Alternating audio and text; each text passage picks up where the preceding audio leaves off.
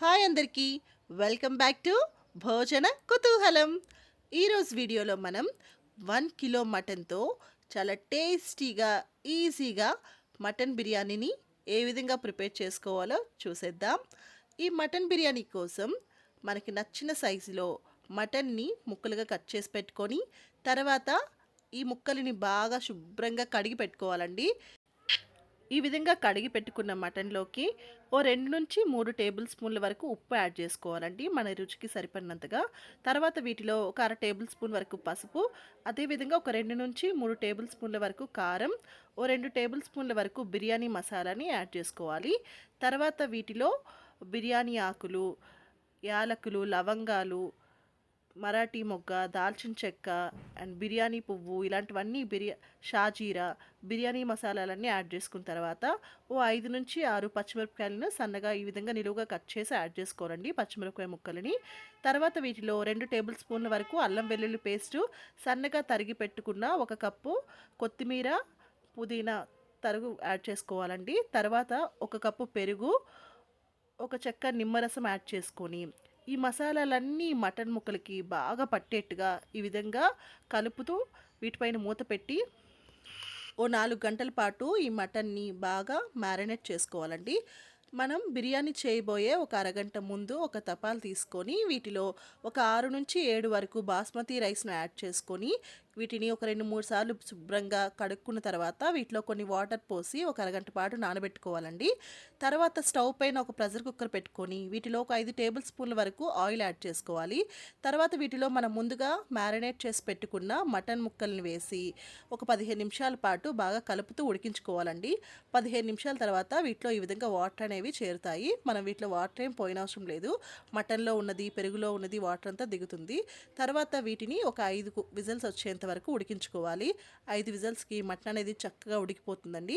తర్వాత మటన్ని పక్కకు పెట్టుకొని ఒక తపాలలో నీళ్ళు యాడ్ చేసుకొని బియ్యాన్ని ఉడికించుకోవడం కోసం నీళ్ళు వేడి చేసి పెట్టుకోవాలండి. నీళ్ళు కొంచెం వేడెక్కిన తర్వాత వీటిలో బిర్యానీ మసాలాలు మొత్తం యాడ్ చేసుకోవాలి. బిర్యానీ ఆకులు, షాజీరా, లవంగాలు, యాలకులు, దాల్చిన చెక్క, బిర్యానీ పువ్వు, మరాఠీ మొగ్గ ఇవన్నీ యాడ్ చేసుకున్న తర్వాత వీటిలో రుచికి సరిపడినంత ఉప్పు, అదేవిధంగా ఒక టేబుల్ స్పూన్ వరకు ఆయిల్ యాడ్ చేసుకోవాలండి. ఈ విధంగా ఆయిల్ యాడ్ చేసుకోవడం వల్ల బియ్యం అనేవి అంటుకోకుండా ఉంటాయి, విడివిడిగా ఉంటాయి. ఈ విధంగా వాటర్ బాగా మరిగిన తర్వాత ఈ విధంగా బాగా మరిగిన నీళ్ళలో మనం ముందుగా నానబెట్టి పెట్టుకున్న బాస్మతి రైస్ని యాడ్ చేసుకోవాలండి. ఈ బాస్మతి రైస్ని 80% వరకు ఉడికించుకోవాలి. 80% ఉడికిన తర్వాత వీటిలో ఉన్న నీళ్ళను వడపోసి ఈ విధంగా ఉడికిన అన్నాన్ని పక్కన పెట్టి ఉంచుకోండి. తర్వాత వెడల్పుగా ఉండే వేరే కడాయిని స్టవ్ పై పెట్టుకొని వీటిలో 1 టేబుల్ స్పూన్ వరకు ఆయిల్ యాడ్ చేసుకోవాలి. ఈ విధంగా ఈ ఆయిల్ వేడెక్కిన తర్వాత వీటిలో మనం ముందుగా ఉడికించి పెట్టుకున్న మటన్ని ఒక లేయర్గా వేయాలి.